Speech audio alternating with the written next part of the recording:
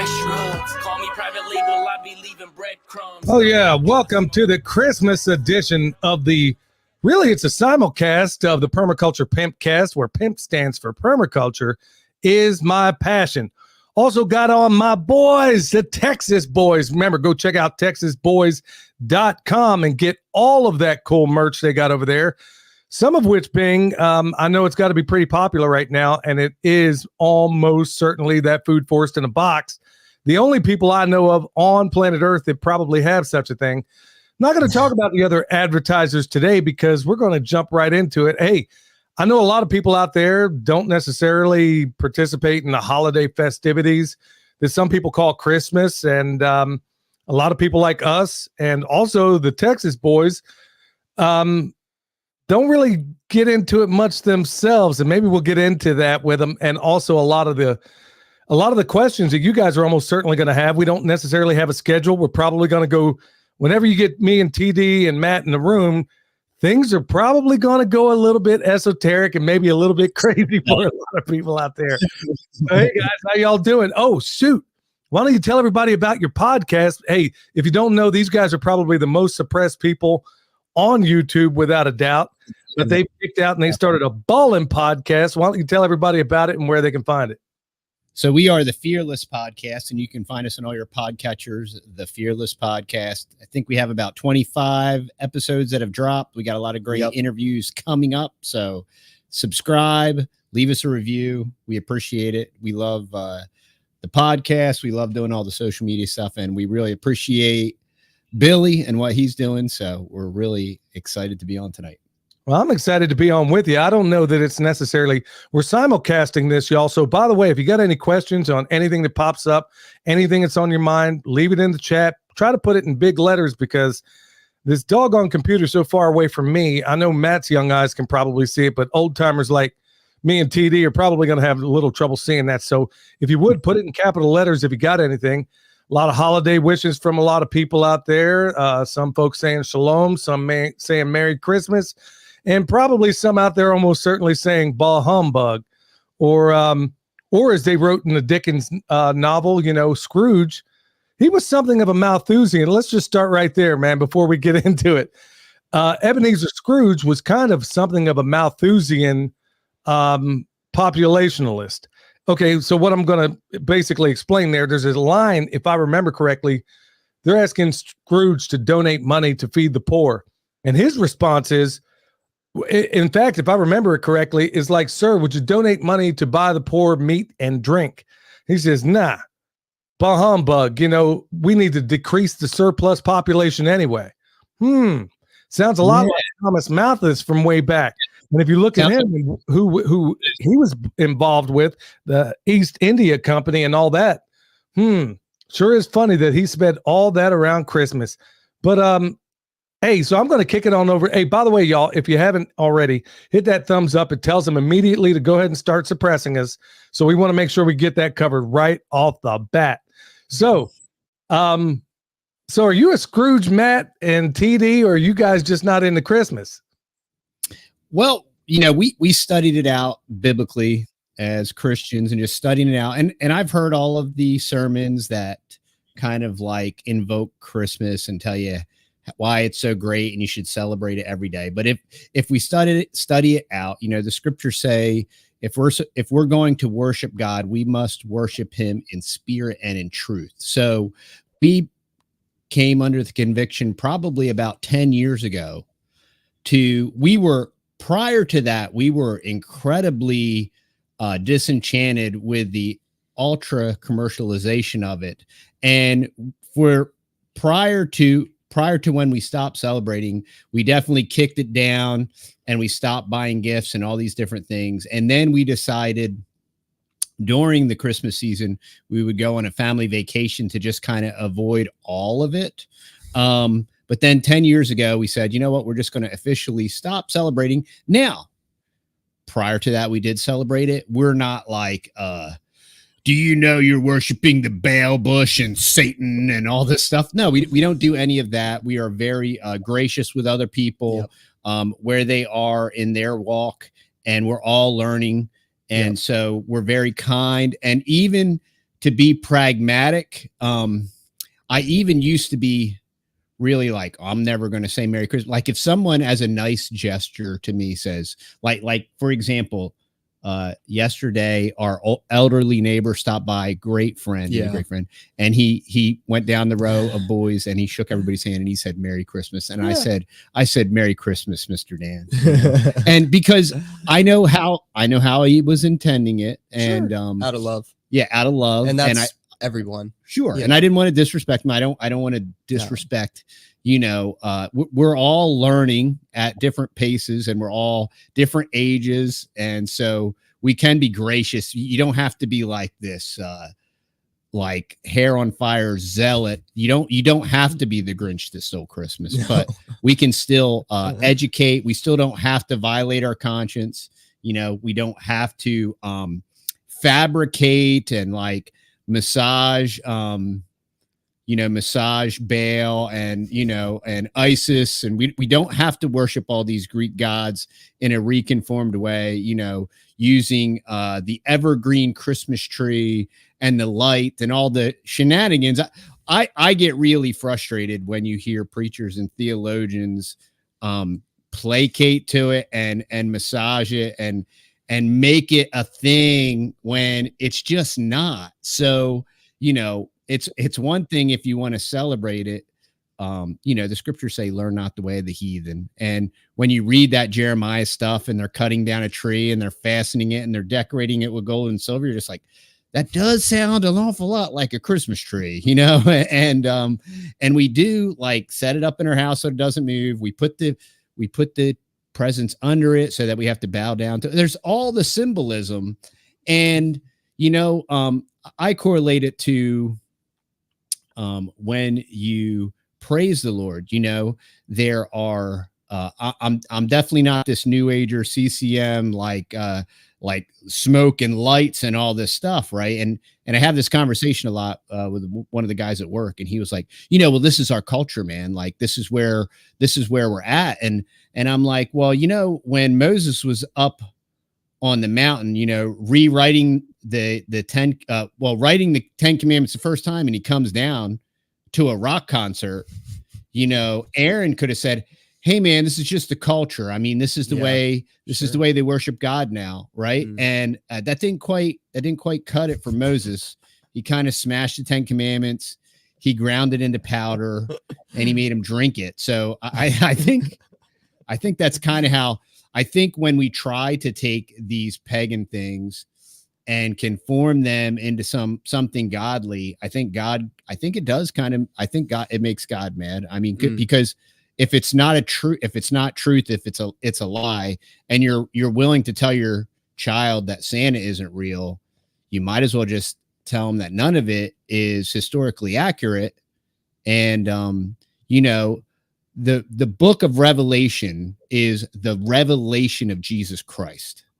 And people want to be enamored with the book of Revelation too, but it's all about the revelation of Christ. They want to focus on Antichrist. They want to focus on all this mayhem and the mark and all these different things, but it's the revelation of Christ. And I think when it comes to Christmas, I think we're not commanded to celebrate his birth, and we certainly aren't commanded to co-opt the pagan holiday to celebrate his birth. Jesus doesn't need to adopt a pagan holiday to celebrate his birth, and that it's all based in Catholicism, and that's what the Catholics did. The Catholics they took Christianity, they took paganism, they morphed them together, and that's how you got Christmas. And it is called Christ Mass, and the word mass means death. So that's my Christmas spiel in 8 minutes.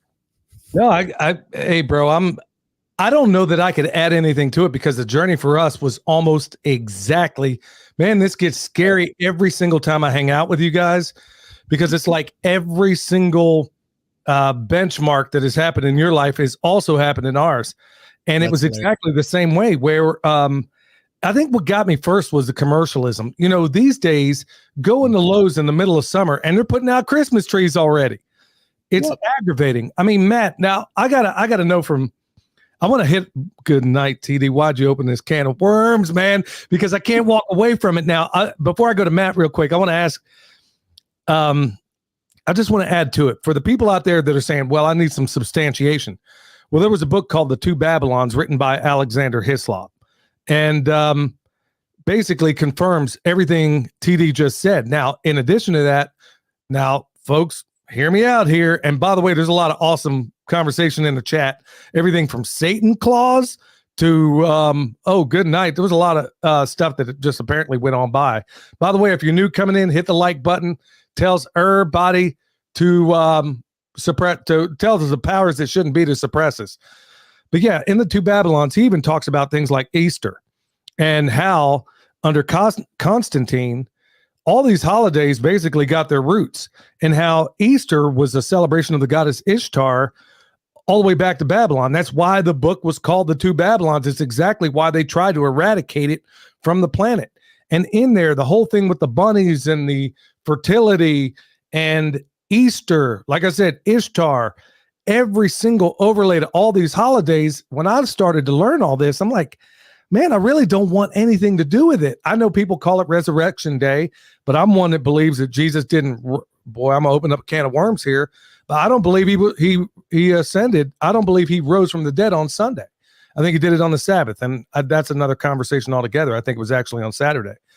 Boy, we're dropping manhole covers right off the bat, man. I can't wait to see the hate mail, but everything you just said there can be absolutely substantiated. I'm bringing up The Two Babylons, but there are other contemporaries that have said exactly the same thing regarding the same thing, whether it was Easter, Christmas, not so much, but definitely Easter, and how he describes it in 312 AD under Constantine, that you had that Constantine, the Roman emperor, basically said, okay, we got these factions over here. We got this faction over here. Oh, shoot, I know what we can do. Let's put them all together. Let's take the best elements of all of them and then create this thing. And then from there, that's where it all began. And it was irrefutable for many, many years. Let me get on over to Matt real quick, because I got to ask him, because I could ask William the same question regarding this. But there was a point where we said, okay, everybody in our families, we're not buying any more gifts. I think that's where it started. And then I used the example of like, hey, look at Little House on the Prairie. Paul was pretty doggone happy when they gave him a pair of socks. And here it is, we're buying everybody this G.I. Joe with a Kung Fu grip, and kids are more, ready to play with the box than they are actually the thing it came in. But I wanted to know what it was like. How did you and your brothers respond when mom and dad said, hey, you know what? Christmas is out, nephew. How did it go for y'all? Well, what they did is they showed us a bunch, like some really good documentaries. And they were like, here's the truth. This is why we think Christmas is satanic, like literally. And then they were like, just so, and we were like, well, why? And, those are all good questions. So they were like, here you go. Here's the proof and the truth. And then we were able to make up our minds about it. And, we kept studying into it and doing loads of research about it. We're like, yeah, it's pretty dang satanic. And then, with all the Catholic Church stuff and everything, and then trying to make it Christian and everything like that, Christianese smear on it. But, I think the one nice thing that was nice is because we kind of eased out of it. We stopped doing Christmas, and then we started just going on a family vacation just to get away from all the stress. And mainly it's just the stress. Like, we had so much stress during Christmas. I don't really remember it too much because I was so young at the time, but we canceled Christmas on Matt when he was 8. Yeah. So now he's 18 and 10 years later. That's why he's disgruntled and angry. Yeah, exactly. So anyway, but anyway, so, and we still go on our annual family vacation every year. And I don't know. I don't miss it. I don't miss any of the stress. I have friends that do it. And I have no hate against them for doing it. And it's the whole stress of got to buy somebody a gift or whatever. And, the thing is that we do carrying stuff for each other all year long. I'm not going to wait for the specific time of year to give to you. If you need a power drill, I'm going to give it to you right now because you need it right now. So that, you know, for me personally, it wasn't that bad. You know, also I was 8 years old, so I didn't know much. So I guess it would be different if you were an older teen or something like that, maybe, and you were doing like Christmas to the nines, you know, and all decked out and everything, because people down here in the South do Christmas on a whole nother level. It's Christmas in the bathroom, Christmas all over the house. I mean, it's crazy. It's nuts. And they're super into it, man. And anyway, yeah. So if you came from that and then like stopped, I could totally see how it would be rough, like a rough transition. But since we really just kind of eased out of it, like every year started doing less and less and less, it was pretty easy to stop. Are there any holidays you do celebrate, or are you kind of like, hey, I'm out of all of them? Pretty much just Thanksgiving. Yeah, we celebrate Thanksgiving, and we know how some have tried to tie that to like Native American massacres and different things. There are multiple Thanksgivings that were set as holidays. So and it's like we loosely say celebrate too, right. Thanksgiving. Yeah, we are incredibly thankful to God, of course. And while we do understand the occulted history of America and the dubious men like Thomas Jefferson and Benjamin Franklin that were and Illuminati such that were used to found the country, we are also very acutely aware of George Washington, which many people don't know. At one time, apparently George Washington was a Freemason, but John Gano was a Baptist preacher, and he was also in Washington's army, and he did baptize George Washington as a Bible-believing Christian. I believe that's when George Washington denounced Freemasonry. So while there is this occulted history of America, there is the hand of Christianity. And like I always point to the Leland Madison Memorial, you know, our Bill of Rights was basically written by John Leland, a Baptist preacher. And James Madison came to him and he said, John, I need your support. And John said, here's what I'll do. There are these Bill of Rights. We need this to amended to the Constitution. We need this in our Constitution. And if you will tote this ball and take it over the line, I'll support you. If you will not, I will run against you and defeat you. And so these are, the Bill of Rights, these enumerated God-given rights that are written on paper were taken from Scripture by John Leland and enumerated, handed to James Madison, and that's where our Bill of Rights comes from. So while there is this occulted history, there is also an active history of Christians that live a righteous life and resist, and they don't just go along to get along, but they live out their faith, and they have been able to impact the culture and impact society for the greater grace, for the greater good of the gospel. Yeah. I think I'd have to push back a little bit on George Washington, because if I'm not mistaken, he was actually buried with all of his regalia and even dedicated the White House in his regalia. I know that whoever really knows for sure at the end of the day, I mean, whether he was or wasn't, but honestly, there's so many different things, because I remember going down this same path. Boy, we're getting warm now. People are, boy, if they could throw rocks at us right now. yeah, virtual rocks. But hey, we're keeping it real, and we're keeping it as honest as I know how. I mean, if you just look at DC, go to, for example, Jefferson. And by the way, I was the world's biggest Jefferson fan once upon a time. I was also a world's biggest Ben Franklin, maybe all of the founding fathers, but especially people like Samuel Adams. He was the one that really got the revolution kicked off, and I love his quote, and I use it all the time wherever I get into some nasty disagreement with somebody that refuses to think. And I just say, instead of just, doing what most people do and throw out a bunch of profanity, I just say, may your chain set lightly upon you. Mm-hmm. And that's the quote, of course, Samuel Adams. And by the way, I think that's a much better way of telling somebody to go take a hike. But going back, you can go to the Library of Congress and go look up the most approved plan, which was when they were trying to figure out how to lay out DC. There was a guy, it was eventually given to a guy named Lafont, and he's a French dude, of course. And Jefferson The reason why they call it Capitol Hill is because it was modeled after Rome's Capitoline Hill, which was basically a pantheon of all the Roman gods. And it is right there in the most approved plan that Jefferson even said that we are to model this country after basically the Roman pantheon. Everybody wants to look past that. But there it is. I mean, it's plain as day, and it's right there in the Library of Congress. You look at Jefferson is also the one that got the Great Seal, you know, the all-seeing Illuminati eye on the back of the $1 bill. You know, the legend goes that somebody dropped that off or whatever, and just so magically appeared on the back of our currency. But that was also Jefferson was participated in that as well. Well, go on right back to those roots in the country that nobody ever wants to talk about. Like, for example, in every dome, look across from it, and you're going to see an obelisk. And it's no accident. It goes all the way back to the rising of the sun god ritual, all the way back to ancient Egypt. And I could go through and explain, because some of it gets a little bit, I mean, if there are kids listening right now, it's going to be a little bit too far to push them. But basically, that same ritual that was done in ancient Egypt is still done by the Scottish Rite Freemason Temple right there in D.C.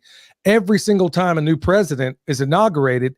At the same time, right there in the Herodome at the Scottish Rites Temple in D.C., they are doing the Rising of Osiris ritual at the same time, hoping that that new president is going to be the new, that will ultimately, they'll get it right, and then he'll wind up being the modern day sun god. I mean, everything from the layout to the obelisk to the dome, which is supposed to represent Isis' pregnant belly.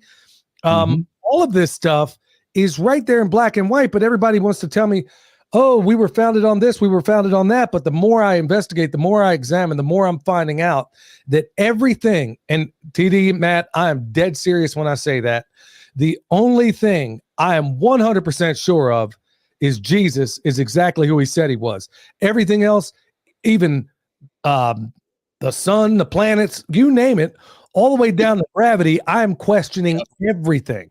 And I have questioned everything. Well, I haven't questioned everything, but I'm saying because I have examined it and I have found no contradiction, Jesus is exactly who he says he is. I'll hand it over to you. Amen. Well, I would say that that's a strong foundation to stand on. Definitely. And as those that listen to the podcast would know, we had Philip Stott on, and he is a geocentrist. And, you know, we do hold as geocentricity. And while that isn't a flat earth, that is a stationary earth. So, you know, I don't really believe in gravity either. I believe that there is a force that they used to refer to as the ether that presses against everything and keeps everything. And I believe that's easily explainable from scripture. Is God spoke and it was, you know, and it says, by the word of his power, all things consist, you know, and I believe that everything is held in place. And when he decides that it's not going to be held in place any longer, it won't be.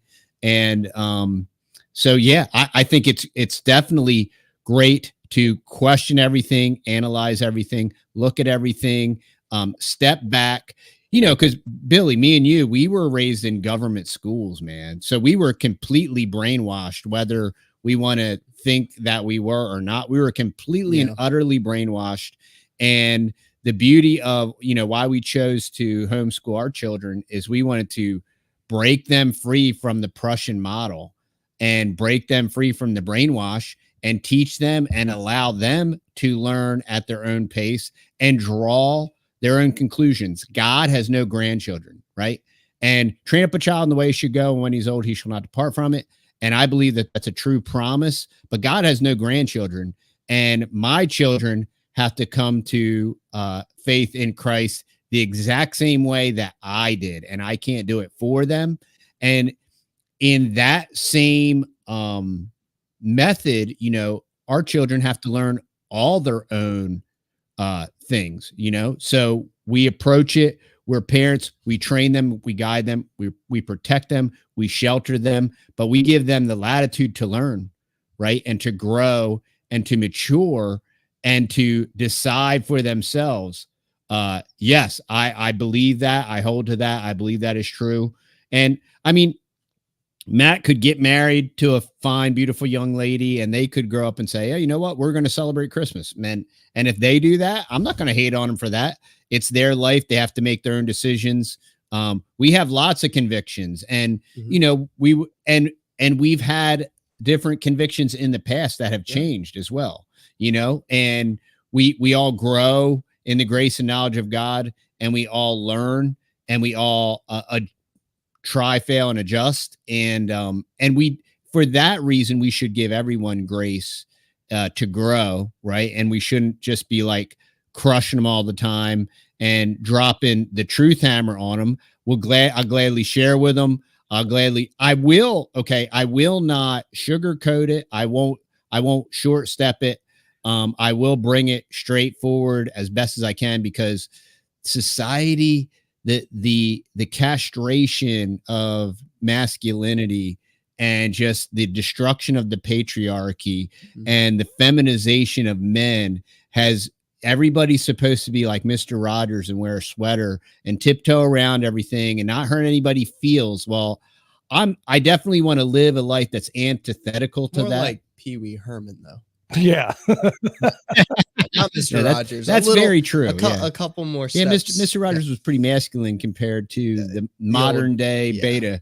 But but you know, I do want to, one thing that now I am learning parrhesia, I am learning to communicate better. Yes. But one thing that I never wanted to do is, like, I don't want to spend 15 minutes prefacing what I'm going to say for the sake of, like, okay, to have the greatest reach. Let me preface this. No, just say it. Just say it. And the truth will be self-evident, right? The truth will present itself. The truth will be self-evident.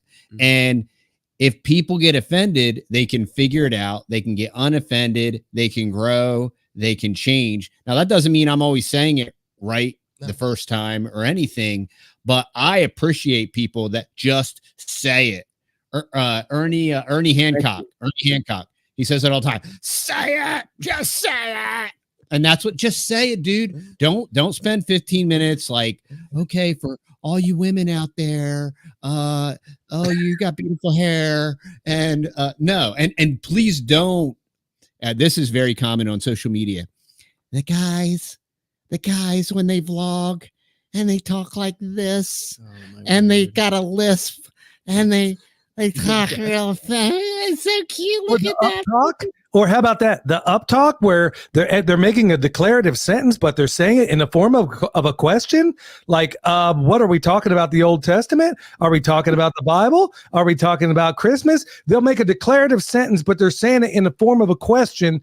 And I don't even know what they're saying. Or the one I love, the vocal fry, where they got to talk like this, or the vocal fry and the up talk makes you look man. Like you, TD. I'm going through a bunch of classes myself. I mean, I'm constantly learning, and I know Matt is. I mean, it's just awesome to see the growth in him and really all of us. But the real truth of it is, as I'm going through and I'm listening to modern vocal coaches, because I'm getting certain training on certain things, and they're telling you, right, modern guys are saying, do the up talk, do the vocal fry, do the lisp, and you are 100% guaranteed that the person on the other side of you is looking at you as very weak, and it's programmed. It's hardwired into you. It's not like we're from Australia, where they generally use up talk when they communicate with one another. It's not a cultural thing in the United States of amnesia, but all of a sudden it is now. And I'm like, when a kid comes up and says to me, and they're asking, I know what they're doing, and I'll say, was that a question? When they do the up talk, I'm like, is that a question?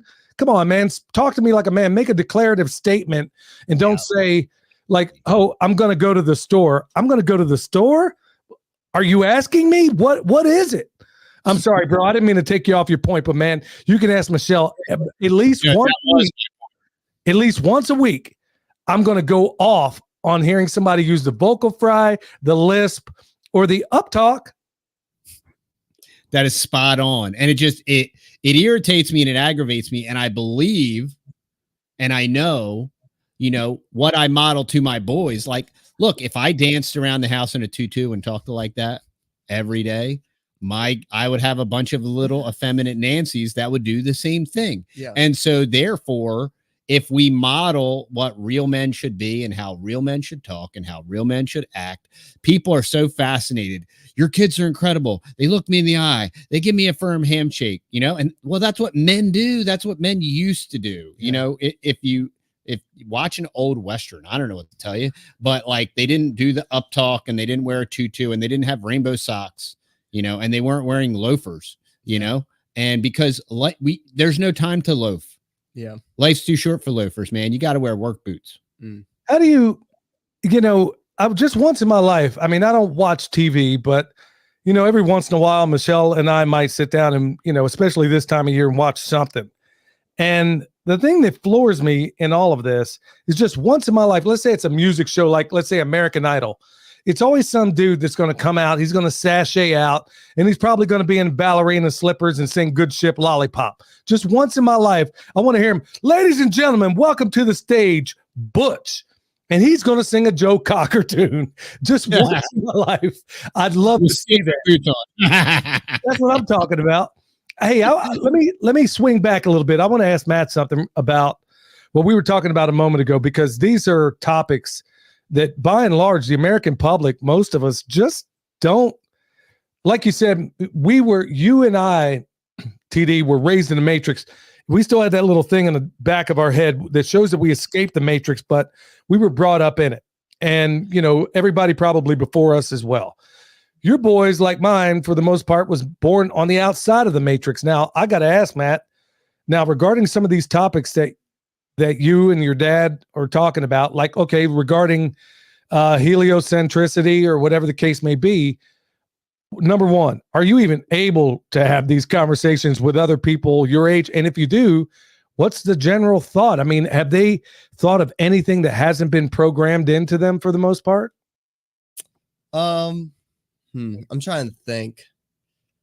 Most of the time, well, I've actually been talking to I've had a couple conversations of recently with some people on a forum, and that is the autonomy forum. And that one's really good. And it's a lot of, it's not a lot of, there's only a handful of younger kids like me, not even my age, like in their 20s or so, that are starting to unplug. And I've been able to actually talk to them, and they're, you know, either anti-college and they're, you know, pro going out, getting a real job or working for yourself. But other than that, the majority of kids out there, it's, you know, you know, it does sadden me, because I'll go out there to, like, you know, stop in like a bigger city and something and see the majority of the younger people. And it's, you know, they got those, you walk into Walmart or whatever, and you just got like sloppily put together with your shoes on and your pajama pants. And then you talk like well, I can't say that, but you talk all effeminate and everything like that. And, yeah, it's terrible. And I'm like, and someday you're going to be 30 years old or 40 years old, and you're my dad's and replacement. Like, you're going to be in his shoes and have to make all the same decisions. And, you know, I'm like, it's going to be a scary time to be alive, because I'm like, this guy doesn't even, like, can't even tie his shoes in the morning, can't even cook himself breakfast in the morning. How is he going to be able to make the world a better place? He's not. So yeah, so that's really why every time we go to a job and we show up and people are like, oh my goodness, like, y'all actually are like accountable. You show up on time, you know, we can look you in the eye. We can, you know, when you say something, your word is your bond, you know? So, that's totally been lost. Like, if I say something or other people tell me something, you know, it's in and out. They don't mean it. But when I tell you something, you know, that's what it is, you know, and that's what I believe. So, all that to say, yeah, mainly the majority of kids out there, I don't waste my breath on them, really. I'll be nice to you. You know, if you ask me a question, I'll answer it. But if you're like got this girl t-shirt on with skinny little little pants on, I don't know what to do with you. Like, you're so off the deep end, but all they're going to want to talk about are pop culture, movies, and sports. Yeah, I mean, it's that's the depth that you're going to get out of them. Yeah. That seems to be the same thing with our generation as well. If it is entertainment or sports, before I retired, if it weren't entertainment and sports, it was nearly impossible. Now I can, to a certain extent, I can have something of a conversation on that, but that's not the way I'm wired. But if it weren't entertainment or sports, I remember one guy, and he would say, hey, nobody drives my truck. This is my truck, blah, blah, blah. And he would go on about his truck all the time. And then, it occurred to me, he caught me bad on one day, and I knew a little bit. I knew the guy would talk about his home problems and stuff like that. And I was like, hey, do you find it curious? You go on about this truck of yours. You don't let anybody drive your truck, but you just let a total stranger watch your kid. And then, of course, I might as well have been speaking. I mean, he had gotten on my nerves so much that I was willing to burn that bridge. But I was like, dude, you got your kid out there. You're telling me that he's coming home with all these crazy ideas.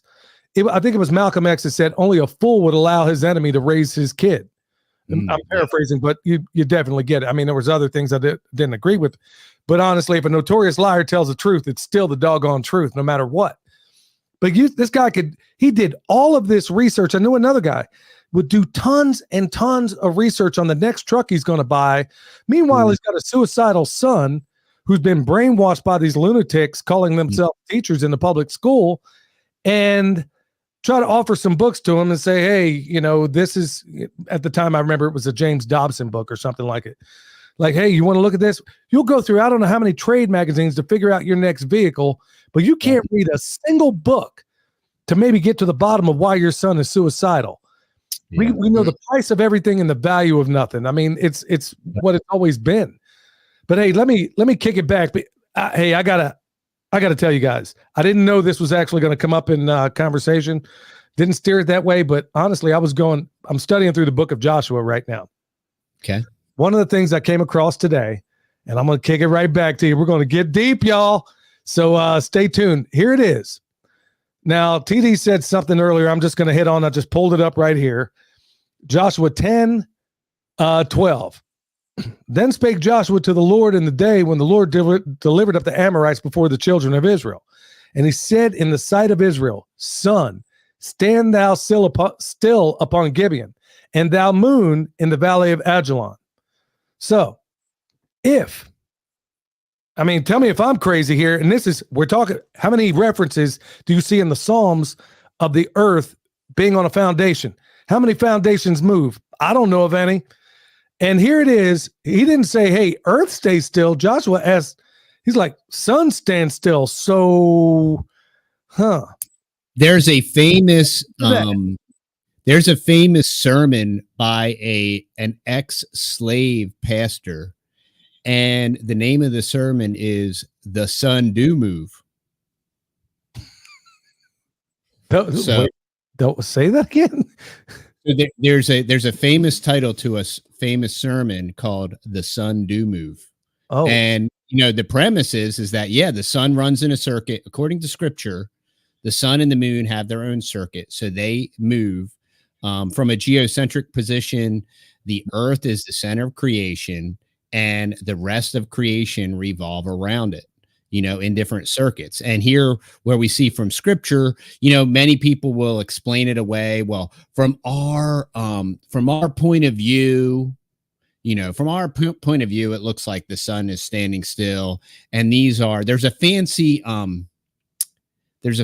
theological word that they use to explain it away, and I forget what that's called. But if you read it from a biblical perspective, the sun stood still, which means the sun didn't move, and then, scientism would say, well, if the sun stood still and that earth doesn't move, gravity. But what the thing is if you study it out and you read,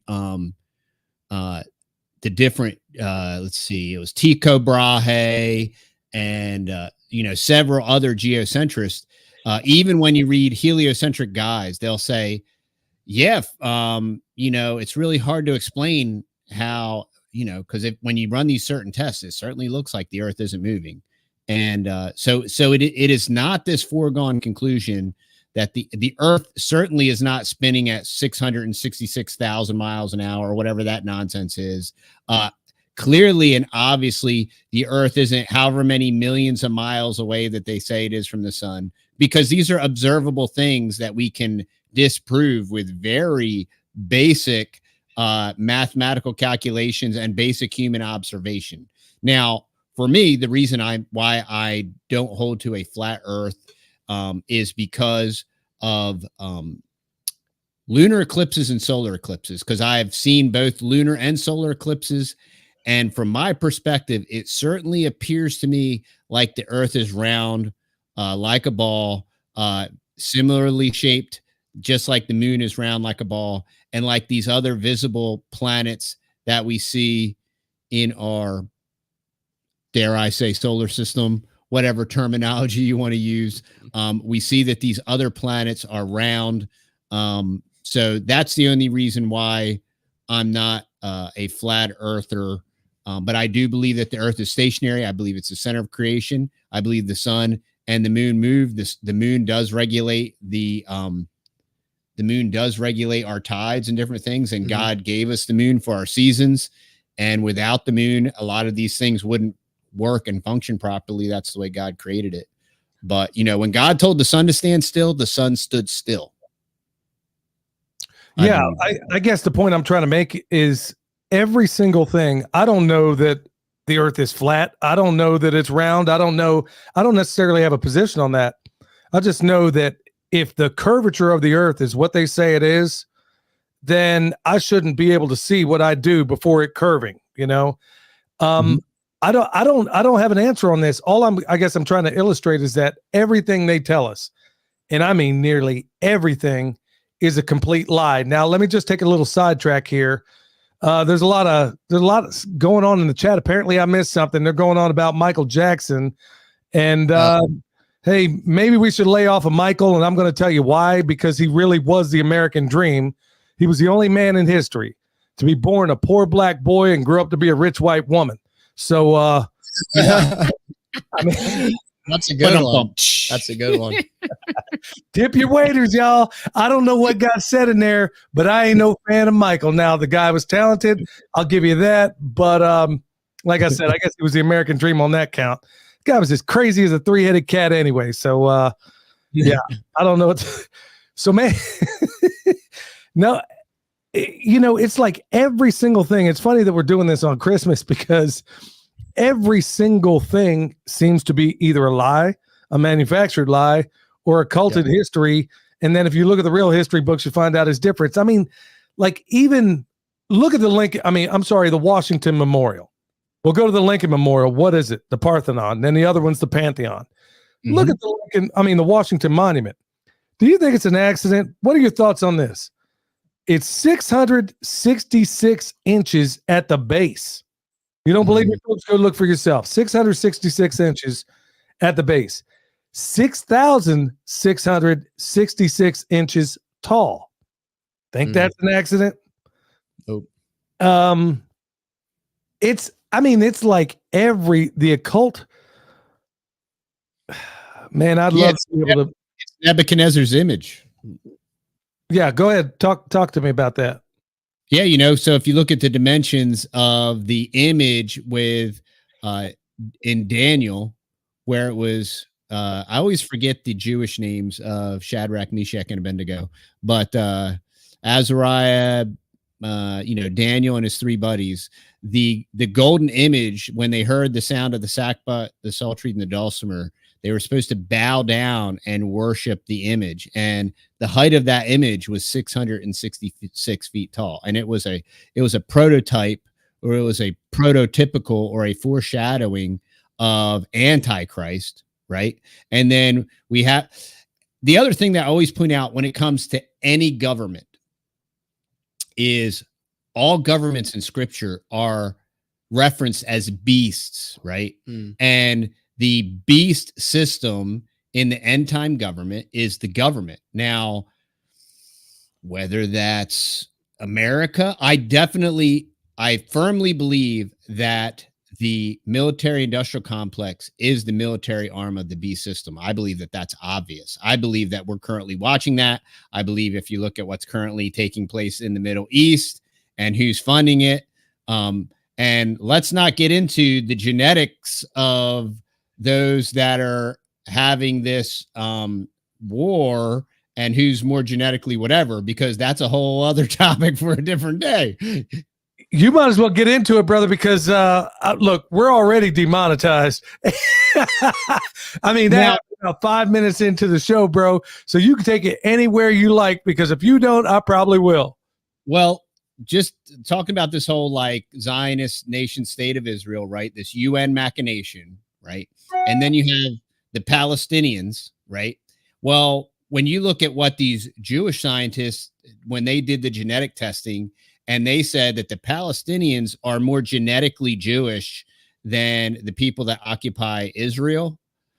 So if the UN nation state, Zionist nation state of Israel, is bombing the Palestinians, but the Palestinians are more genetically Jewish than the people that say they're Jews that are not, but they're the synagogue of Satan. And so then what are those people in the Zionist nation state doing? They're persecuting the Jews and they're killing the Jews. So what book of the Bible does that sound like? And which side's right, which side's wrong? Yeah. Just food for thought, just something to think about. Well, how many times have we heard, man, we might as well go all the way? I mean, these are the kind of things they scrub you off the internet for. But let's just keep it real, man. I mean, right now, there was a genetic test done by Netanyahu. In fact, let me go back even further. There was a guy, he was illustrated by Tex Mars a while back, and he was a Jewish guy. And he basically said, hang on, bro. Most of the people living over here in Israel right now have almost no blood no Semitic blood at all. Overwhelmingly. Then the other day, this news kind of made headlines and then got disappeared all of a sudden. Netanyahu's son wouldn't have had a DNA test, got leaked. Turns out this dude is almost all Ukrainian. So what's going on here? I mean, we're told these people are Semitic, and that just drives me crazy because everybody over there pretty much is Semitic, except for the people that are claiming to be. Right, exactly. From a standpoint. And over and over and over again, all these tests are finding out that these people didn't actually come from there. So what do we hear about people that claim they're Jews but are not? Exactly. I don't know. Is there something going on here? All I know is this. Folks, they're telling you a D-Day invasion happened in the beginning of October. Okay. And no quick reactionary force showed up for 8 hours. Impossible. That Correct. Is a manufactured lie. It cannot happen. It cannot happen. You couldn't even get a bird to fly across that fence without the Israelis knowing about it. And you're going to tell me that these guys, okay, so they're marauders. They're going to roll in. They don't know when the quick reaction force is going to show up, but they say, you know what? Hey, we're already here. Let's just go ahead and rape a bunch of people while we're at it, when we really ought to be getting back before we get killed from the quick reactionary force. And then when you hear about the other things that go down, it's like every single thing is a manufactured lie. But as long as you can wrap up Israel in it, everybody just buys it, hook, line, and sinker. Here it is, Christmas Day. And how many people do you hear lamenting the devastating loss that's happening over there in Bethlehem? Anybody know the significance of that city? You're celebrating part of it right now, for the most part. Bethlehem right now set the rubble. Okay. And nobody's got anything to say about this. And you're telling me that this Hamas, which, by the way, look at what Ron Paul said about them and who actually funded them. Find out where that came from. Ron Paul, Congressman Ron Paul out of Texas, basically dropped a tactical nuke on everybody and told, hey, look who's really funding them. Israel's funding them. And then there's even admissions from people in the Israeli parliament as to how these guys were funded and where they came from. Does anybody find it interesting that when ISIS, and nobody heard about them lately, ISIS didn't blow up a single thing that belonged to Israel. Anybody ever ask themselves the questions why? And then when we get down to brass tacks on all of this, if we're just going to go ahead, I might as well go completely scorched. Google the word ISIS and you'll find lots of interesting stuff. Yeah. So, I mean, and if these people are so bloodthirsty against, now here's the biggest coup de grace right here. And I haven't heard a single person talk about it. If these people are so bloodthirsty to kill Jews and Christians, then why didn't they kill the 10% Jews that lived in Gaza and the 35% Christians that lived in Gaza? If you're just out to kill these people, why didn't you start with them? So Everything they tell us is a complete lie regarding everything. And by and large, we're so, and it probably goes all the way back to the compulsory school system.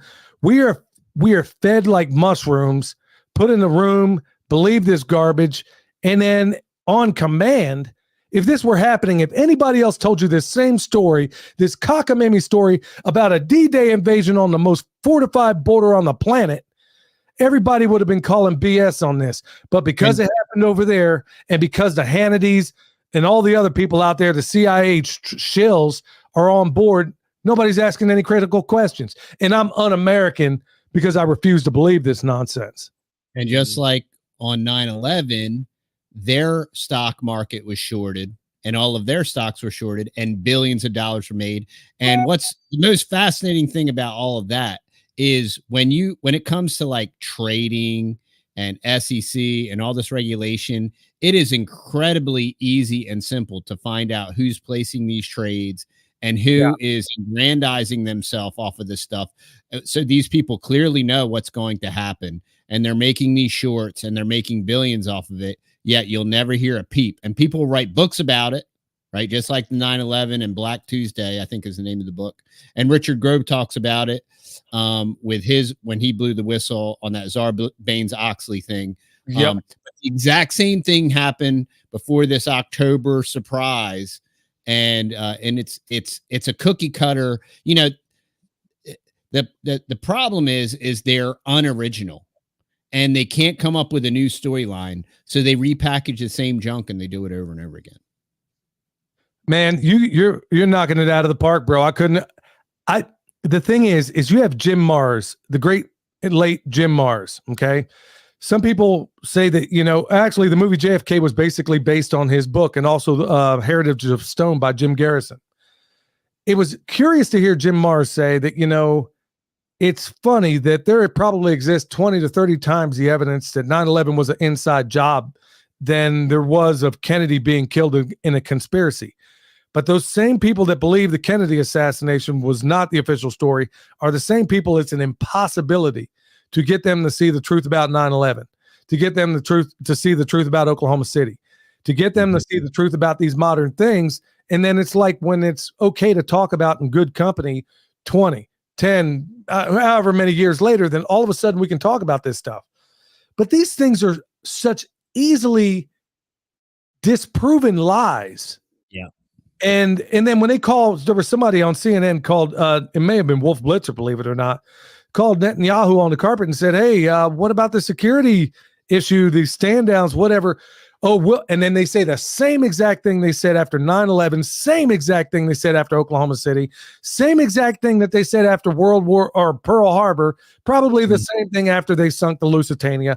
And that is, let's get through the crisis and then we'll talk about this later. Yeah. Well, and it never gets discussed. Nobody ever talks about this stuff. And then right now, security. There you go, man. It's like right here. I can show it to you right here on this iPad. You're not going to be able to see it. Look, I don't recommend anybody go to the Drudge Report, but I was like, yeah, let's just take a look. Right there, top headline. Sober Christmas in Bethlehem. Jesus in rubble. And then it's showing a picture of a stylized picture of Jesus in the rubble. I mean, here it is. They got this place looking like Godzilla walked all over it. And nobody cares. Here we are. It's like everybody's sitting around eating their holiday meals right now. And maybe they turn on the news for a minute and some polecat prostitutes on there talking about what's going on over there. And they're like, oh, honey, that's so awful. Can you pass the potatoes? This is where Yeah. Yeah. Man, I'm And sorry. I didn't mean to go. I'm sorry. Go ahead. And fork over another 10 billion, Mm, for what? So that people can wipe each other off the face of the planet. It's crazy. Yeah, but you got money to fund a war, but meanwhile, grandma's out there where you live in Texas, and I know of a few flipping coins right now, trying to figure out whether or not they're going to take their heart medication or whether or not they're going to eat cat food for Christmas. But meanwhile, we got money to send to some to Ukraine, where nobody can find on a map. Nobody can find Israel on the map, and definitely can't find Gaza on the map. You know why? Because it's been erased. And then all of a sudden, we're handing all these billions over there. And meanwhile, we got homeless veterans on the streets. Meanwhile, we got people that have tried to do the right thing with their lives, thought Social Security would be there for them, isn't there, ain't gonna be there, and probably be gone in no time at all. But meanwhile, we got billions to give to that little troll over there in Ukraine so he can go buy another mansion and another yacht. That's what he did. Bought another yacht. But that's why I'm saying get rid of every bit of funding on this planet until everybody in America is taken care of. TD, that'd be like you saying, you know what? Hey, my boys and my wife and my daughters, man, they're starving right now. But here, take this last piece of bread we have. As absurd as that would be, is as absurd as our foreign policy is when it comes to money. And boy, this is one heck of a Christmas conversation, brother. man. And it's a million miles from our founding fathers. Okay. These same people that want to claim that our founding fathers were all Christian and everything, okay, are the same exact people that are funding this junk. Meanwhile, our founding fathers were rightly so isolationists. Like, hey, let everybody figure their stuff out. We're going to figure our stuff out. Leave everybody alone. You know what I mean? And let everybody figure their own stuff out. We can't police the world. We don't do an effective job at dropping democracy on everybody. We are very poor at spreading democracy other than nuking the world and irradiating the world. So we can't police the world. And so let everybody figure their own stuff out, and we'll take care of our stuff and our people, and y'all take care of your stuff and your people. And, that's really what like a global community would do. Like I ain't going to come to your house, Billy, and tell you how to run stuff. You know what I mean?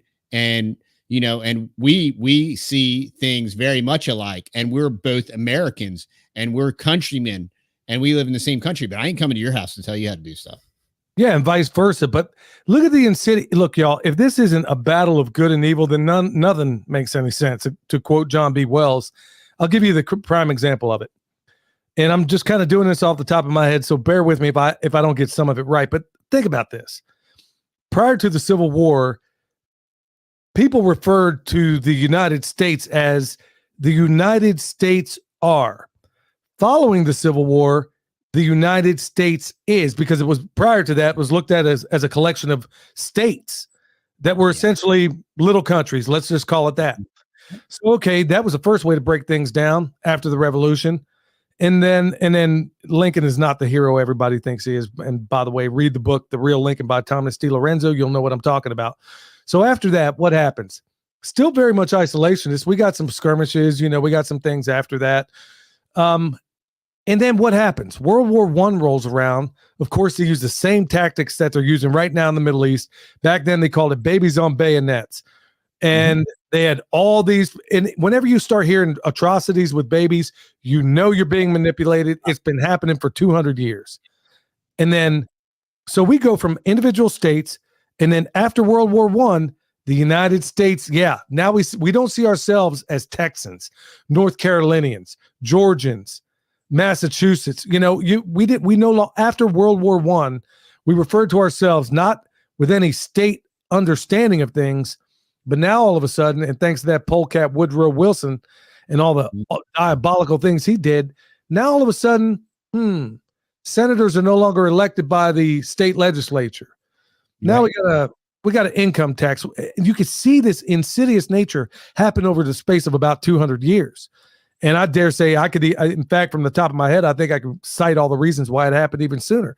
But here we are in this modern day age where it's descended so much that we are willing to be okay with, I don't know what the latest numbers were, what 30% of our Congress have dual citizenship?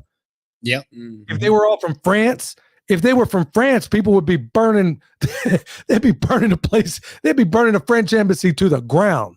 But you're telling me this tiny little place, we have the fact that you're in Congress and have dual citizenship with anybody should disbar you from serving. Yeah, makes no sense. But we went from individuals during the revolution to individual states during the Civil War, then as Americans during World War I, and now we work at the behest of people that ain't even in this country. And then now all of a sudden, right there also at the top of Drudge, and like I said, look at that one sparingly. Now here it is, you got China and Russia shaking hands, and meanwhile here in the United States of amnesia, we don't consider any of this stuff going on. It's like, brother, sorry about going on this rant like this, I was going to say I'm sorry to do it on Christmas, but that's exactly, you know what? That's a gift. Ho, ho, ho to everybody. Truth bomb gift right there. Truth gift wrap for you. Bam, bam. That's what I'm talking about.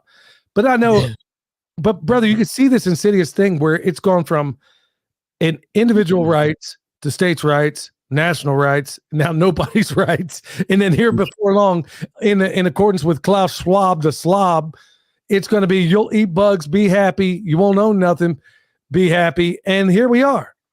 And this is why, so we have this whole, wow, you just went through history, right?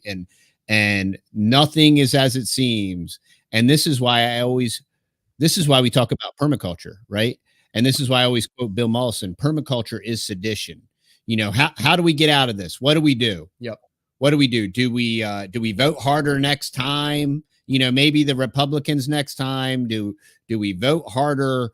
Do we become more politically active? No, I say you become more active in your own life, right? You unplug from the matrix, you unplug from the bread and the circuses, you unplug from the sports ball and the pop culture, and what you plug into your local church, you study your Bible, you pray, you actively participate in the growing, raising, and rearing of your children, your own food, your own economy. You know, we talk a lot about parallel economy, parallel community. Gird up your loins. And the reason we talking about parallel is because modern culture is so completely synthetic, right? Modern culture is, well, if I need it, I'll go to Walmart. Like, y'all are so dumb. Like, do you know how cheap eggs are at Walmart? You know, y'all are so dumb doing all that stuff and growing cows and growing chickens and growing eggs and growing fruit trees. Y'all are so dumb. Do you know how cheap that stuff is? But when things go south, we're coming to your house, though. They do say that. Tell me how that's going to work out. But that's why we do this stuff, right? That's why we love permaculture. That's why we talk about it, because it is the solution. It is amidst all this chaos and insanity.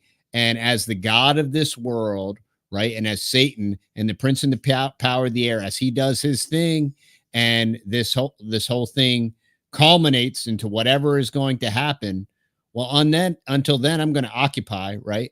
And I'm going to stay busy, and I'm going to feed my family, and I'm going to speak the truth in love. And if that means I don't celebrate Christmas, it means I don't celebrate Christmas. You know, if Christmas ain't the truth, like, I'm not going to embrace it. I'm not going to try to deify it. I'm not going to try to make it greater than what it is. I'm not going to hate on anybody that does. Nope. You know, been there, done that, got the ugly Christmas sweater. But you know, this is all part of the growth process, and it's those same realizations. That same realization that Woodrow Wilson sold us to the federal bankers with, you know, the privatizing the Fed and giving away our ability to print money so that they can print it and charge us back interest. That same realization, you have to come to that same realization, one, about your eternal state, right?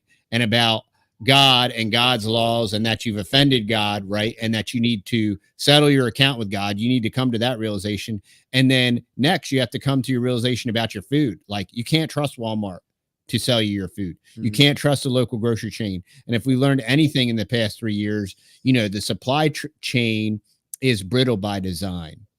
And that way they can easily disconnect the chain and you can starve to death. And if you don't want to starve to death, you can eat the bugs.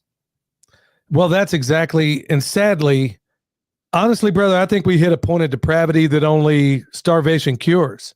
I mean, if you look at the fall of Rome, and I won't talk about it again, but I've referenced also something from Edward Gibbon, who wrote The Fall and Decline of the Roman Empire, that they had become so stupid that people were in the stands as the Visigoths were trying to kick in the doors of Rome. They couldn't do it. And they were in the Colosseum at the time, starving to death, still having gladiatorial games, asking for the meat in the arena, talking about the gladiator that just got killed. He even describes fish jumping on the bank. And because the slaves knew what was going on, the slave class, they got out of Rome because they knew the Visigoths were coming.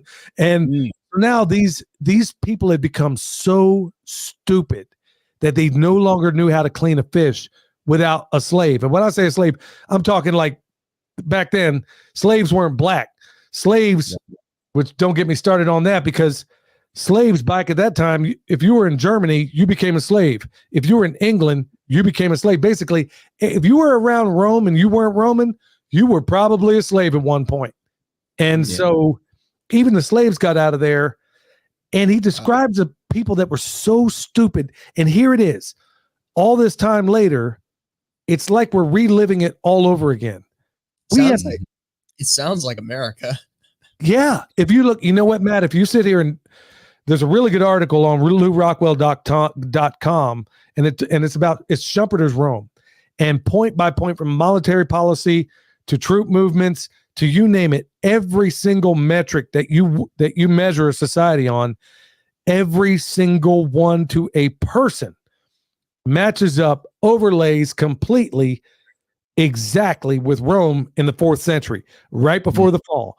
So going right back to what you said, TD, for those of us, not when basically Rome fell, not everybody died. The aristocracy in Rome basically got on the first thing. They knew what was happening. They knew that the northern barbarian hordes weren't paid. So what did they do? They grab all their belongings and they say, you know what, boys, we're going to roll off to Constantinople for a little while. Hey, we'll be back in a little while, but just chill. And they're saying, okay, you're taking all your stuff with you? Yeah, we might stay longer than we expected. We're going to go over to Constantinople, to the Eastern Empire, which, by the way, stuck around until the end of the Ottoman Empire, because they knew that Rome was going to fall. Well, what do you see happening right now? All these billionaires got their billionaire redoubts. Zuckerberg in Hawaii, all these other people in New Zealand. Well, they haven't apparently read Revelation, where it talks about, you know what? They're going to be down in their holes. In their caves, Yep. They're going to be in their caves, wishing that everything falls in on them. But the point of it being is that, like Solomon said, nothing is new under the sun. The same thing that happened then is the same thing unfolding right now. Whereas back then they said, hey, we're going to ditty them out of Constantinople for a while. I'll be back. Don't worry about a thing. We'll leave you a little bit of food. Every nobleman pretty much did all that. Got out of. I mean, I'm laughing because it's so cold-blooded. It's so cold-blooded, but you see it going on right now. All of these wealthy billionaires are building, and they have been building for a long, long, long, long time. And like I said, some of the places I talked about. And just like they got out of Rome to escape to Constantinople, it's like the billionaire class is doing the very same thing right now. And what they don't realize is that somebody had to build that place. So when things jump off, maybe some people just might find them and might want them to account for the world that they've created. So it's funny that when you take this overlay of history, going back to Schumpeter's Rome, in America right now, everything from debasing the currency to foreign wars, we got 900 military bases in 130 countries, and you're telling me we ain't an empire? Come on. We have 236 international golf courses. What? 236 international military golf courses. And we're not an empire. That's your money well spent. And we're not an empire. Yeah. That's what we have a reach that dwarfs anything even imaginable of Rome, even of the British Empire and every other empire prior to us. But nobody refers to us as the American Empire. Well, guess what? There's a reason why Russia and China and all these BRICS countries and everybody else is starting to get all chummy right now, because things are probably, look, hey, just hate to be the bearer of bad news just in time for the holidays, but these ho-ho-hos in Washington done sold you out, folks. And I'm sorry, I got to look at this with some kind of sense of humor, because in some ways that's all I got left. Otherwise, I'd be in here pulling what's left of my hair out. And this thing is getting real. Yeah. Yeah. Dude. Yeah.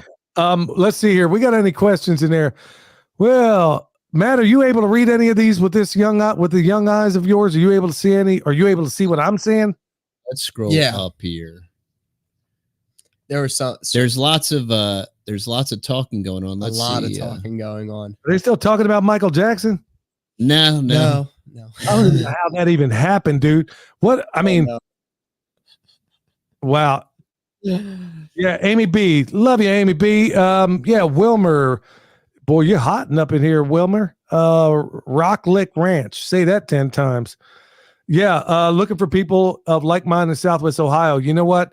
There's a guy around here. Let me just cover that real quick, because I wonder if TD and them are doing some of the same of their own.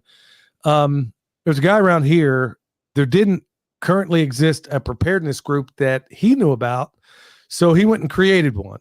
And in like his first meeting, dude, he had a ton of people show up. And then from that, what you find out at these meetings, y'all, it's more of like view these meetings as a dating session. Get to know some of the people in there. And then if you would like to know them further, then maybe you set up to go eat over each other's house or something like that. And if there isn't one that currently exists, trust me, put a meetup out there. You will be shocked, especially nowadays, how many people show up. Now, I would suggest doing it at a neutral location. Don't just invite anybody over to your house. Plus, some of these people are crazy. Ain't no telling what kind of, man, I've listened to too many podcasts about some really weird people and really weird stuff that happens when people show up to your house. So, yeah. So anyway, do you guys have a means of meeting people down there? How do y'all go about it? You know, we haven't had any kind of official meetup yet. No, we do want to do like a Northeast, like homestead venue thing. Yep. I've tried to organize that twice, and I had some really organized people that were helping me do that. And it hasn't worked out yet, but I think we're going to focus a lot more of our attention on it. We do end up just getting to meet a lot of people and our subscribers when they reach out to us. Sometimes when we deliver shipments and different things, if we deliver orders or with our meat pickup, that's been great. Yep. We've gotten to meet a lot of great people that way. But we do want to have some kind of Northeast Texas homestead conference or expo here in the next year or two. We want to do that. It's going to be somebody's asking about where to go in North Carolina. I'll be honest with you. I'm not the best in the world on that either. I know some people, and I'll be honest with you, I've been really reluctant about doing anything like that because, look, I'll be honest with you, sometimes when my name's mixed up in some of this stuff, maybe I would love for somebody else to organize it, because when my name gets mixed up in some of this stuff, maybe people aren't there for the right reasons. I'm not going to go into too much about what that could mean, but the point of it being is that there are other groups, and I've been a part of these groups, and I've showed up to their things. Look at Meetup. Believe it or not, there's some stuff on there. There's a preparedness place in, doggone it, the town begins with a W, and it's down in Western here in Northwest. It's in Western North Carolina. I even spoke at one of their conferences, but the point of it being is that if you can find any place, I'm not the best in the world at telling you where to go. But right now it'd be a good time to know who you can rely on, who you can trust. And also one of the things that Bear Independent, he's a friend of mine. He had a guy on there, and he had organized a place in Asheville. Asheville, of all places, North Carolina. Believe me, if you can organize a preparedness group there, you can do it anywhere, a mutual assistance group. And what he found out, what he did, is that they basically set up events. Or let's say, hey, we're going to all link up. We're going to go over to TD and Matt's place, and we're going to help build a barn. Well, you kind of look around and you see who shows up. And then of the people that show up, you actually pay attention to who works. And then from there, you can kind of determine a lot about that person that's going to show up. Did they show up on time? Big thing for me. Did you show up on time? Did you actually work, or did you sit there and commiserate with somebody in a corner the whole time? Did we do anything? So there's a lot of different common sense criteria I think I like to go through regarding the people you want to forward up with or people you might want to have any relationship with. And don't be afraid to say no. Hey, we're not a good fit. Anything you guys like to add on that one? Yeah, we organically meet people, and we're real big here in our community, and just meeting our neighbors, checking on our weekly neighbors basis, and just making sure that Several everything's times a taken week. care of. We worked a lot together as a community, and we're pretty tight with our neighbors. Very and tight. Yeah. We're spread out here, so everybody checks on everybody, and that's just really, really important. And we really appreciate just having a tight knit little community. Yeah. Then we all just look after each other. So that's kind of what we do. We would like to organically grow that. I know that my buddy Chris over at the Financial Prepper, they're putting together like a prepper homestead thing in Oklahoma in October. And that's going to be at that national park. I think it's called like Red Rock. I'll have more information about it. But they're going to have it's going to be like a prepper homestead meetup in Oklahoma. There's another cool meetup in Oklahoma called the Okie Homestead Meetup, that some YouTubers run. That's really well put together. And we met a lot of great people there. There's Mountain Readiness, which was great. We plan on being back there in May. So I think that's one great spot to find different points of networking, or at these different events where you get to meet people, and, subscribers will come from all over, and you'll get to talk and meet to them. And then you also get to meet people, and you find out, well, it's real funny, Billy. It's like when me and you met via the internet, and then you're like, hey man, I used to live in DeKalb. And I'm like, well, wow. We were neighbors, and then William ends up moving back here, and it's really synchronicity. It's so crazy. And it's kind of wild, but that kind of stuff happens a lot. Yeah. And it's pretty neat. I'm shocked I didn't really bring that up, because you're absolutely correct. I can't tell you how many people that are now my friends because I met them at one of these festivals. And it was cool to hang out. You guys invited me over for dinner that night, and like a complete dummy, I should have brought, knowing that you guys are complete carnivores.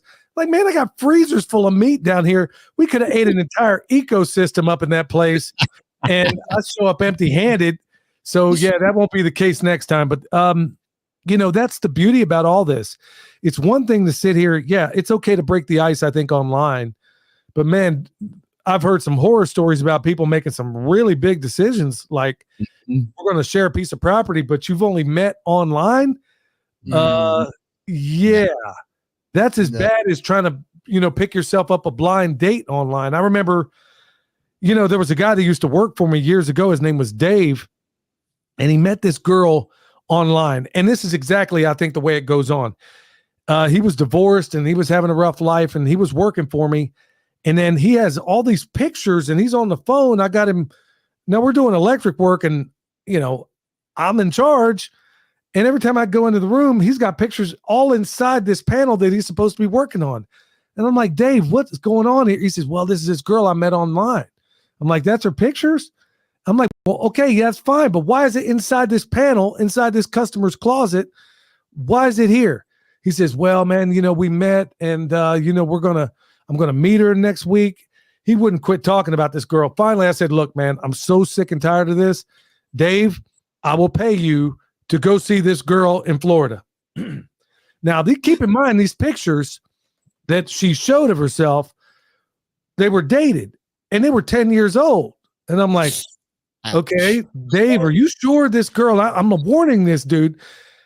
And I'm saying all this to kind of illustrate a point. And I'm like, Dave, are you sure this girl is who she says she is? And he's getting offended. He said, look, man, she told me she's got a body like Shakira. And I'm like, I don't even know who Shakira is. And he shows me some Mexican dancer or whatever. He said, yeah, I'm like, well, I'm looking at them pictures. She don't look like her. He said, man, I'm telling you, man, she said she's got a body like Shakira every time I go. But I couldn't complain really because honestly, he was a good hand. He was getting the work done. And finally, I said, look, dude, get out of here. Go meet this girl. Go to Florida. I will pay you to do it. Just don't come back and tell me another word about this girl. He goes there. He's gone for a week. He comes back.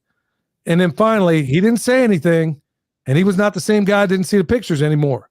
And so I said, Dave, what? Okay, so what? Look, dude, I told you I didn't want to talk about this no more. What happened with the girl? In a nutshell, this girl, just based on these 10-year-old pictures, went all the way to Florida to go meet her, said she had a body like Shakira. He got off that plane. She had a body like Shaka Khan. And yeah. So, yeah. So the point being is that if you go into one of these relationships, don't wind up like Dave, where you feel like you got this great connection online because you met him over on freestanding.com, or you're in one of the chats here and you're like, oh, we're going to buy land together, because that sort of thing, it has happened. Do not do it. The beauty of these festivals is that you can go there, kind of get a feel for the bottom. You can say, okay, is this person full of caca? Is he legit? Is she legit? You know, is she Shakira or Shaka Khan?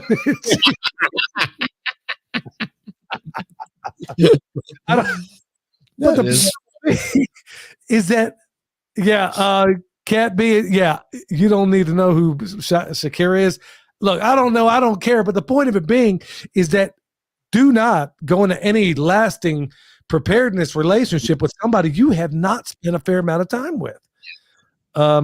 I've made these mistakes early on in my journey, and I'm talking like 15, 20 years ago. And the biggest mistakes I ever made were doing these with my biological family, like brothers and stuff like that, where you have different levels of commitment and they're just not on board. So that's, sorry to make that a long story, but yeah, it gave me an opportunity to tell everybody about Dave and what a dope he was.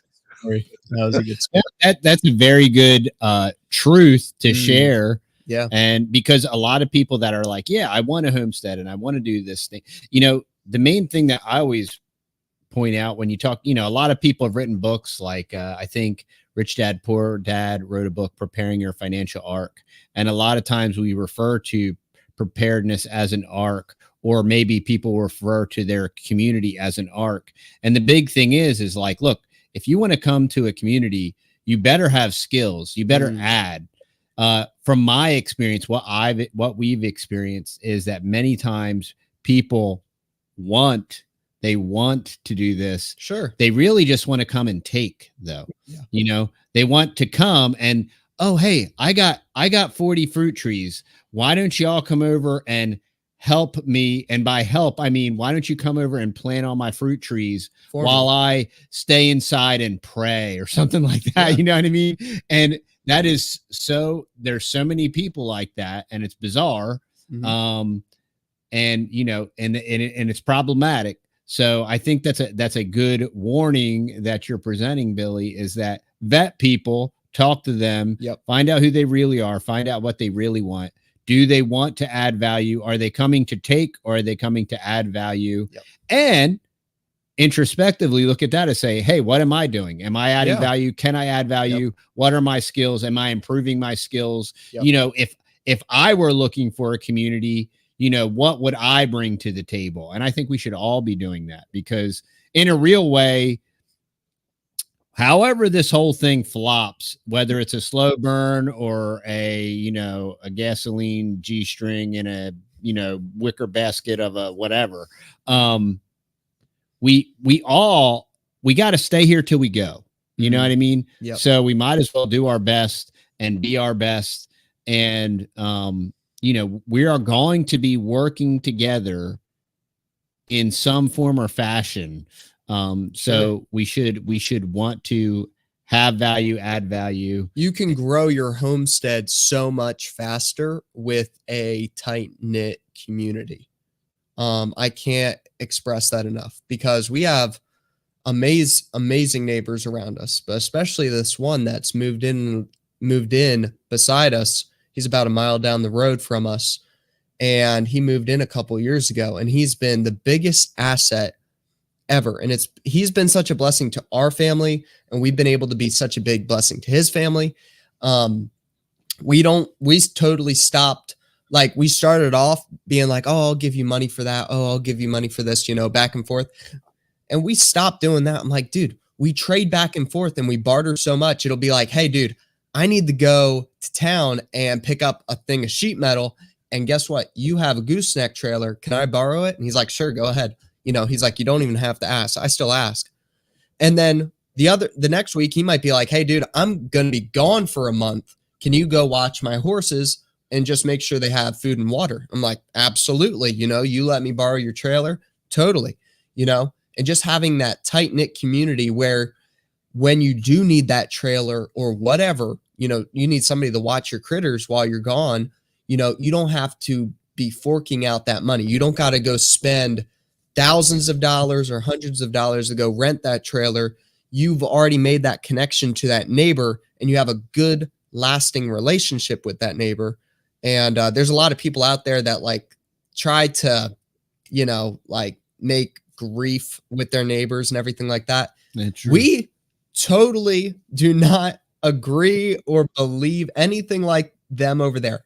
They're the sweetest people in the world, but if we couldn't sit down around our kitchen table and have a conversation with them, it wouldn't happen. Just because we're like polar opposites. But when it comes to ranching and homesteading, we're pretty much the same. So, being able to take everything with a grain of salt, and I just think it's been the biggest blessing for us. And we've been able to expand our homestead so much and help them out also, is being able to use other people's assets, but then also being able to give them something in return, not just taking from them, but also giving back to them even more than you took from them. It's loving your neighbor. It's why God said, love your neighbor. And there was never well, who's my neighbor? And anybody that buys that building next to you and moves in is your neighbor, regardless of creed, nationality, color, or whatever. And I believe that's why God created that principle.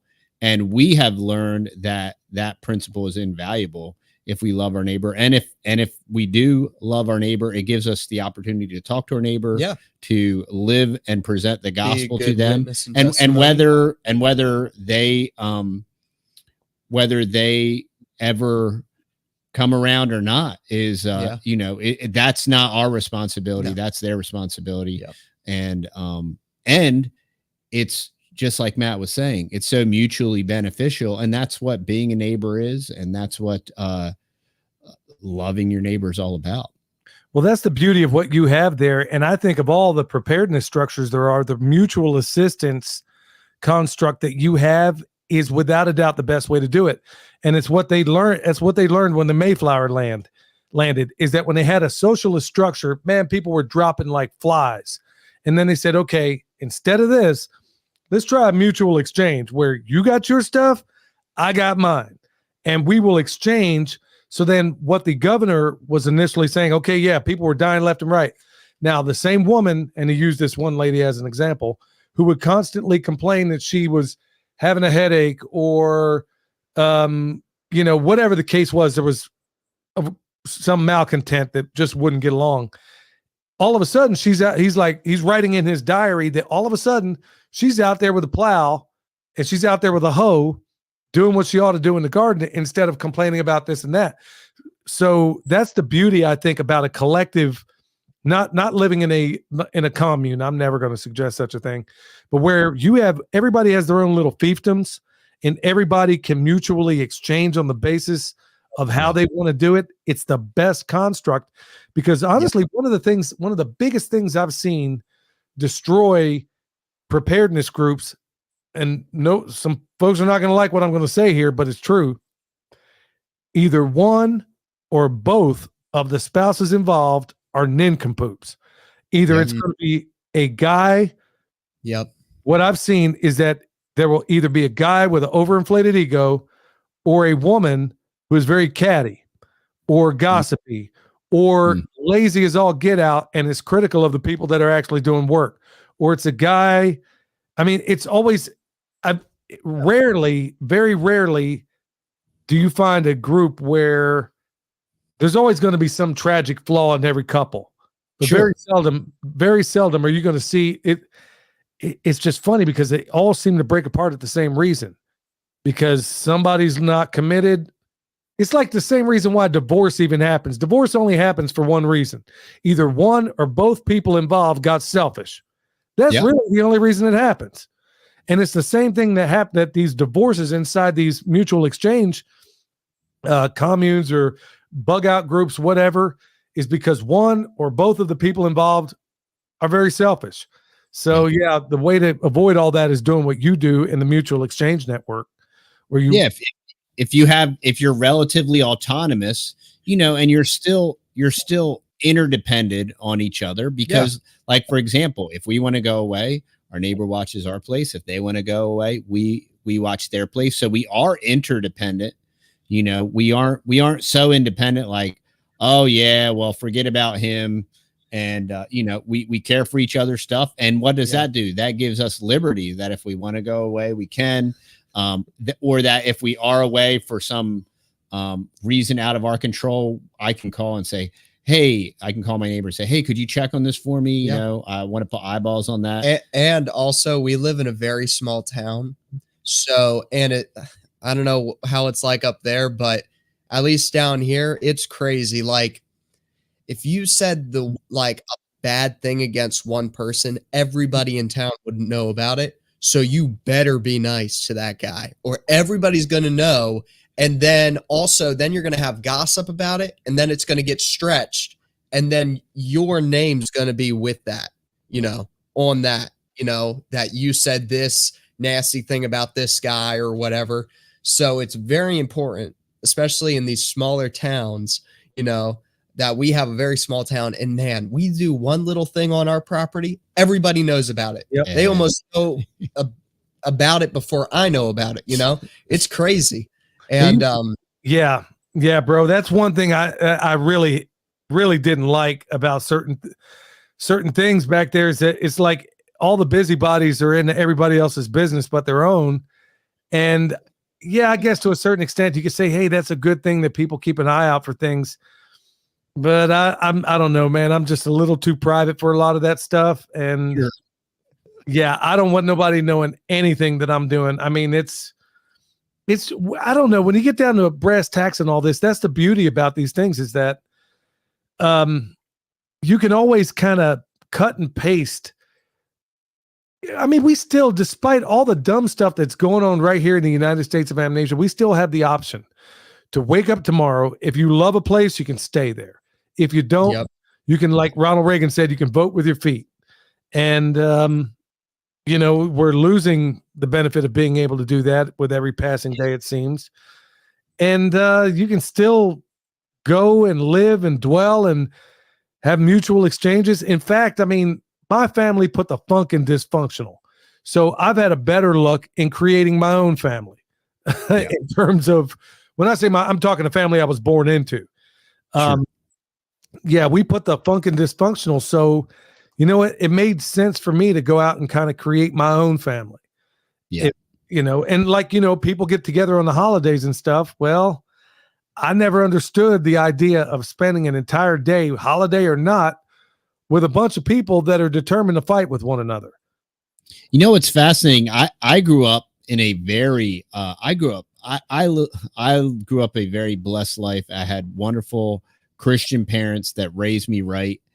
And in a very real way, Billy, I still had to move 1,000 miles and kind of develop my own family, because they just, they're so normie. Like my siblings are so normie and are so bought into the matrix, or however you want to say it, that, everything I do is just so weird. And, I'm a tinfoil hatter and all this stuff.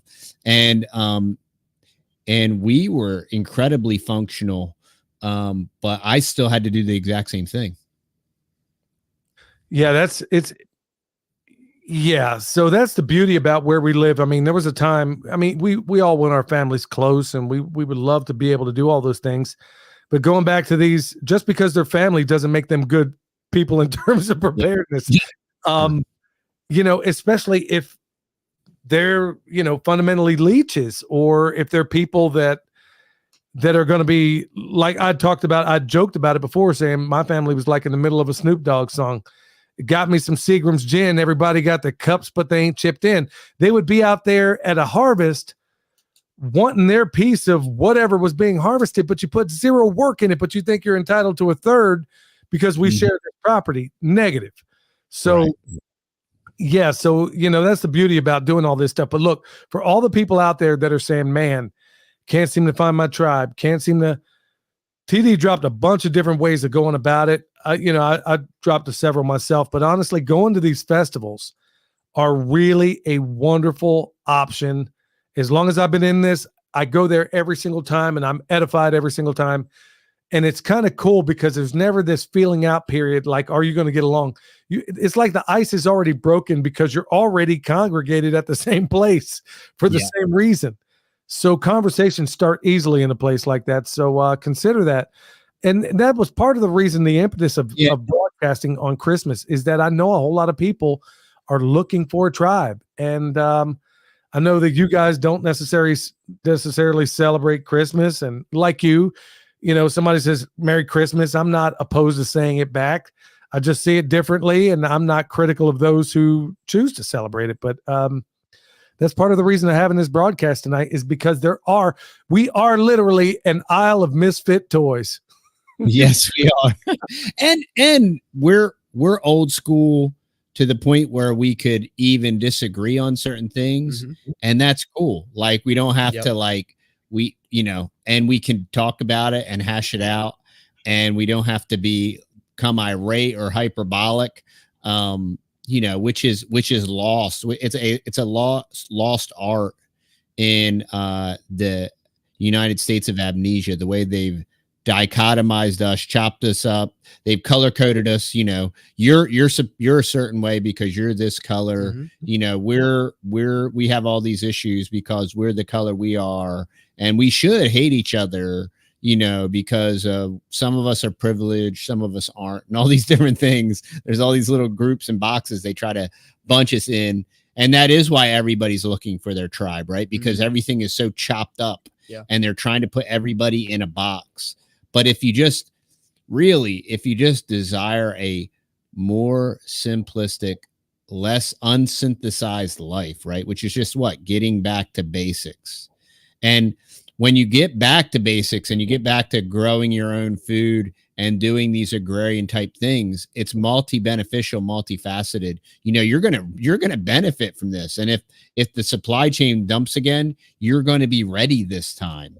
And tip, the supply chain will dump again by design, so don't be shocked next time. Like, don't be crying about toilet paper next time. It's going to happen again. And let's pray that it doesn't happen tomorrow. Yeah, frankly, I'm surprised that it hasn't happened already. I mean, when you look at everything is on shaky ground right now, everything. And I know this doesn't seem the most pleasant topic in the world to get into it. I mean, like I said, we didn't have an agenda started this. We just wanted to have a conversation. I know a lot of people are not going to be watching TV. You're not into the filth that's on there. And we thought we'd have a Christmas conversation. I mean, these are kind of conversations that you might actually have at Christmas. I mean, depending on the Christmas table or whatever the case may be. But there's a number of us out there that don't necessarily celebrate it and don't have any ill will to those of you that do. And, we are on borrowed time. I truly believe that. And I'm not so sure. Look, how do I say this? Okay, it's Christmas Day. You want to know what I'm doing, right? Like I was talking to TD and Matt before we went live. Here, let me tell you what I did today. Christmas Day. I spent, I don't even know how many hours out there weed eating. Okay. You know what else I was doing at the same time? I got Spanish rice in the freeze dryer. That's what time it is. Now, Michelle went down there and cooked for an entire platoon. There ain't but two of us in this house, but she cooked enough to feed your entire tribe and mine and then some, and still have leftovers. I don't know what we're going to do with 5 pounds of brisket down there, but there you have it. I know what you can do with 5 pounds of brisket. Yeah. Yeah, you guys would probably work that out in a single sitting, but the point of it being is that, here we are. It's Christmas Day. Things are crazy, and they're getting crazier. And we were just hoping to be able to kind of sit down around the fire, as it were, and wish you all well, and wish everybody a happy Christmas, Merry New Year if you celebrate that sort of thing, however you put it. I'm going to get bouncing here in a little bit, bro, but hey, you guys tell everybody where they can find you and tell them about your Ballin' podcast. So you can find us at the Texas Boys on YouTube, Rumble, and Twitter. And then you can check us out at the Fearless Podcast, and that's on all your podcatchers. We have 25 episodes. We have several guests lined up. Yeah. Had somebody cancel on me this week, but they're going to reschedule. Got lots of great interviews coming up. And our podcast is just about faith, food, family, and farm. Yep. We just kind of talk about everything and throw cultural stuff out there. Sure. And what do you got, Matt? You want to tell them? And then also you can find us at thetexasboys.com, where we sell all type of farm fresh products, from raw honey to our coffee line, to CBD coffee, to Lion's Mane coffee, and the food forest in the box. And I think that's it that we sell over there for right now. So yeah, you can go check us out over there at thetexasboys.com and the Texas Boys on YouTube. Hey, by the way, that food forest in the box, I got some of that stuff growing in the house. Man, I wish I had this computer over there so I could show you. I got some of it growing in the house. We started growing microgreens up here. Awesome. But the pear, that sucker was actually starting to come around. So I got it in some pretty awesome medium. It's doing good. I got some outside. So, hey, folks, straight up endorsement, man. The Permaculture Pimp Daddy's using it right now. So if you want a food forest in a box right now, is the hardest time to actually get stuff. I mean, you'd find Bin Laden easier than you can find trees right now. So you guys still have some, right? Yeah. We just packaged 6 today. Yep. Yeah. So go check them over there. Use promo code PERMA. Get yourself 5% off. Hey, thanks everybody in the chat for being here tonight, and God bless you. And if you celebrate it, have a merry. This has been so long, I don't even know what to say. I said Merry New Year and Happy Christmas. That's a good one. That'll work. Hey, everybody, I want to thank the Texas Boys. It was kind of an impromptu thing, and I'm rather proud of myself for coming up with this Texas Boys on the Isle of Misfit toys. It even rhymes. I love it. Yeah, we get some shirts. All right. Hey, thank you so much, y'all. Until next time, stay alert, stay alive. They don't want an individual, just a carbon copy. You spitting that manicotti, yeah, I'm talking saucy. All they want to build is a prison world full of pet Tamagotchis. The kamikaze got me out of body like I'm Goku SS3. They want to push me to the center like a cell. They want to split up at the center of the nexus. Me. They want me to bow down, but I'm a warrior. I'm a warrior. I will never bow down, 'cause I'm a warrior. I'm a warrior. They want me to bow down, but I'm a warrior.